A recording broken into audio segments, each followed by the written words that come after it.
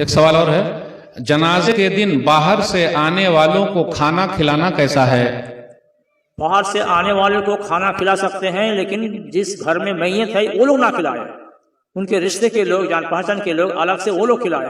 ان کے گھر میں شادی کی طرح کھانا پکتا ہے، یہ صحیح نہیں ہے، بلکہ اصنعوا لہ طعاما، جعفر رضی اللہ تعالی عنہ غزوہ موطا میں شہید ہو گئے تھے، تو آپ نے ان کے گھر کے لیے اپنے گھر میں کھانا پکا کر کے دیا تھا۔ اس کے الٹا ہم لوگ ہے اسی گھر میں سارے محلے کے لوگ جا کر کے کھاتے ہیں بچوں کو لے جا کے، یہ طریقہ غلط ہے۔ السلام علیکم۔ سوال، شیخ اگر امام شادی میں جہیز لیتا ہو تو کیا اس کے پیچھے نماز ہوگی یا نہیں ہوگی؟ اگر امام شادی میں جہیز لیتا ہو تو کیا اس کے پیچھے نماز ہوگی یا نہیں؟ جہیز کا لینا اچھی بات نہیں ہے، یہ غلط ہے، خلاف شریعت ہے، اس کو لینا نہیں چاہیے۔ اگر آپ لوگ ان سے بہتر امام پا رہے ہیں تو ان کو امام کو برخاست کر دیجئے، لیکن یہ گناہ ایسا گناہ نہیں ہے کہ امام نماز نہیں پڑھ سکتے۔ حتیٰ کہ ابن عمر رضی اللہ تعالی عنہ، حجاج بن یوسف ثقفی جو سفاک الدماء سے مشہور تھا، ان کے پیچھے بھی نماز پڑھا کرتے تھے۔ جلسہ کرا سکتے ہیں؟ شادی کے دن خوشی منا سکتے ہیں، شادی کے دن ولیمہ کے وقت خوشی منا سکتے ہیں۔ اگر خوشی کے لیے کچھ بول کر کے نصیحت کرے تو جائز ہے، لیکن خوشی میں مشغول رہیں گے نا، اس طرح کے جلسہ میں پروگرام مشغول رہیں گے، دونوں مشغول نہیں ہو سکتے۔ تو جلسہ کے خوشی شادی کے دن اس طرح کا جلسہ نہ ہو۔ غیر محرم مرد یا عورت کا جھوٹا کھانا کیسا ہے؟ کسی بھی شخص کا آپ جھوٹا کھا سکتے ہیں جس کو آپ کو کراہت نہ ہو، کسی بھی شخص کا جھوٹا جو بچا ہوا کھانا کھا سکتے ہیں جو آپ کو کراہت نہ ہو۔ غیر محرم اور محرم میں کوئی فرق نہیں ہے، مسلم ہے، آپ کو پسند ہے، آپ کھا سکتے ہیں۔ مجاہدین آزادی کے بارے میں جمعہ کا خطبہ دے سکتے ہیں؟ مجاہدین آزادی، جبکہ اسلام میں اس کی شہادت ہے کہہ رہے ہیں کہ اسلام، اگر ہم لوگ اقلیت میں ہیں ہندوستان کے اندر، لیکن یہ ہے کہ کہتے ہیں west in east and west, home is best, ہم ہندوستان کے ہیں، ہمارے ہندوستان سے ہمارا تعلق ہے، لگاؤ ہے، اس طرح سے ہم کو یہ نہ کہا جائے کہ ہم لوگ باہر کے ہیں، پاکستانی ہے، بنگلہ دیشی ہے۔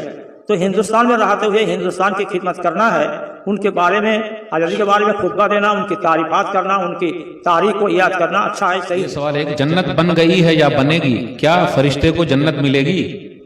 اب ایسا سوال ہے جس کا تعلق ہماری لائف سے تو ہے نہیں۔ سنیے، یہ جنت ہے یا نہیں، ابھی جنت ہے یا نہیں؟ مالیگاؤں میں میرے ہمارے اسٹاف سے آپ پڑھے، آپ جانتے ہوں گے، وہ شیخ عبدالسلام، قاری عبدالسلام، وہ قاری تھے اور مولانا تھے، خطیب تھے، لیکن نابینا تھے، حافظ بھی تھے ماشاءاللہ۔ ان کا بھی عقیدہ تھا کہ جنت اور جہنم ابھی تیار نہیں ہے۔ یہ معتزلہ خوارج کا عقیدہ ہے کہ جنت اور جہنم ابھی نہیں ہے۔ تو میں درس کے وقت بچہ کو مذاقاً کہتا ہوں، مزاحیہ طور پر، اس کے مطلب کہ جنت، جبکہ جنت کے لیے ٹکٹ مل جائے گا تو اس وقت جنت تیار کی جائے گی اور چند سال لگ جائے گا تو رہیں گے کہاں جنتی لوگ؟ اس کے مطلب حدیث میں ہے الجنت حق النار حق الان موجودتان لا تنسانی یوم القیامہ، یہ حدیث کی عبارت ہے۔ جنت موجود ہے، نبی کریم صلی اللہ علیہ وسلم دیکھ کے آئے ہیں، بیداری کے حالات میں ہیں، خواب میں بھی دیکھے ہیں۔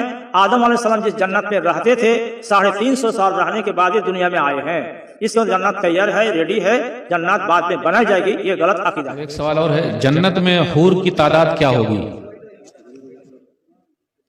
جنت میں حورین کی تعداد کیا ہوگی اس کی فہرست اور لسٹ نہیں ہے، ہر انسان کو کتنی ملے گی اس کے بارے میں آیا ہے۔ جنت بے شمار ہے، جنت میں حورین ہیں، ابھی سے یہ لوگ موجود ہیں، جنت میں ابھی سے حور موجود ہیں۔ حتیٰ کہ کل میں صحیح بخاری کے اندر پڑھا رہا تھا کہ نبی اکرم صلی اللہ علیہ وسلم، جب کہ خواب کی بات ہے اور آپ کا خواب بھی سچ ہے، روی الانبیاء وحی، حدیث ہے روی الانبیاء وحی، انبیاء کرام کا خواب بھی وحی ہے۔ اس اعتبار سے آپ صاحب کہہ رہے ہیں کہ ایک جنت میں گھسے تو جنت میں جا کر جنت کے قریب گئے اور دیکھا کہ وہاں ایک لیڈیز ہے، پوچھا تو یہ بلڈنگ کس کی ہے؟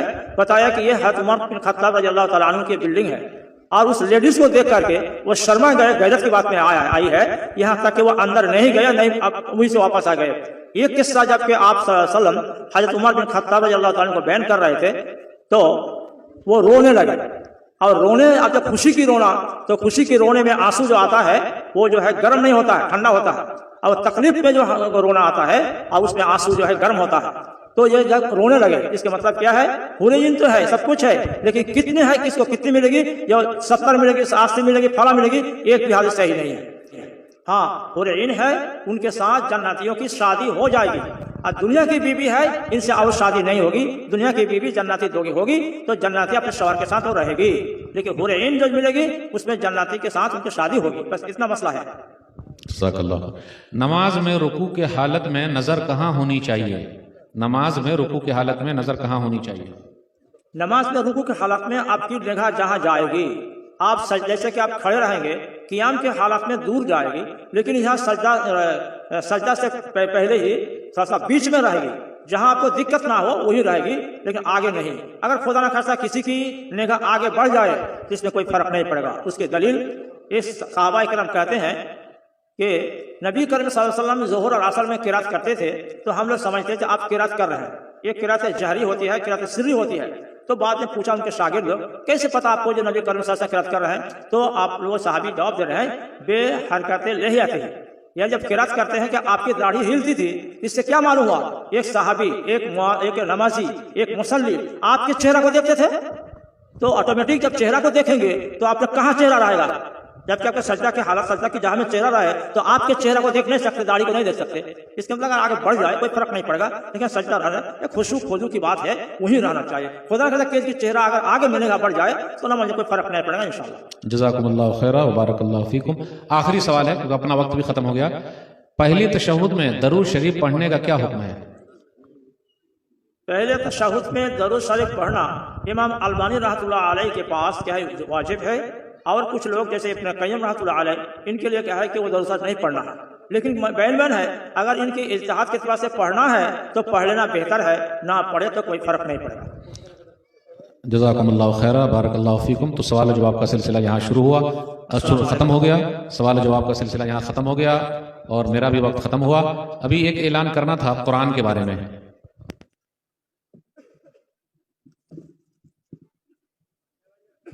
سب لوگ لے لیجیے اس کی فوٹو، دیکھ رہے ہیں؟ یہ ہے آسان قرآن، آسان قرآن اس کا نام ہے۔ الحمدللہ لاک ڈاؤن میں 2 سال میں اللہ کی توفیق سے میں نے اس کا ترجمہ کیا ہے، یہ میرے قرآن کا ہے، ترجمہ ہے آسان قرآن۔ پوری دنیا میں اور اردو کی دنیا میں اس سے آسان اردو کا ترجمہ فی الحال مارکیٹ میں نہیں ہے الحمدللہ۔ یہ 30 علماء نے اس کو چیک کر کے کہا ہے کہ ہاں پوری دنیا میں، اردو کی دنیا میں، جہاں جہاں اردو بولی جاتی ہے پوری دنیا میں اس سے آسان اردو کا ترجمہ نہیں ہے الحمدللہ۔ کئی مرتبہ ہم اس کو چھاپ چکے ہیں اور ابھی 7ویں 8ویں بار چھاپنے جا رہے ہیں 1 سال کے عرصے میں الحمدللہ۔ تو یہ ہر گھر میں یہ قرآن پہنچے، یہ ہماری مہم ہے، ہم شروع کر رہے ہیں، کوشش کر رہے ہیں۔ اس کو آپ پڑھیے اور لوگوں تک پہنچائیے جس کی اردو بالکل آسان ہے۔ میری اردو آپ کو سمجھ میں آئے گی نہیں آئی سمجھ میں ابھی تقریر میں، بس ویسی ہی اردو اس کے اندر ہے، اور جتنا زیادہ ہو سکے اس کو آپ پھیلائیں۔ میرے استاد موجود ہیں شیخ کوثر مدنی صاحب، انہوں نے جامعہ محمدیہ منصورہ مالیگاؤں میں مجھے پڑھایا ہے، اور پڑھانے میں نہیں، صحیح مسلم کی لگ بھگ 1000 کے قریب حدیثیں انہوں نے یاد کرائی ہے، یعنی اس وقت کوشش کی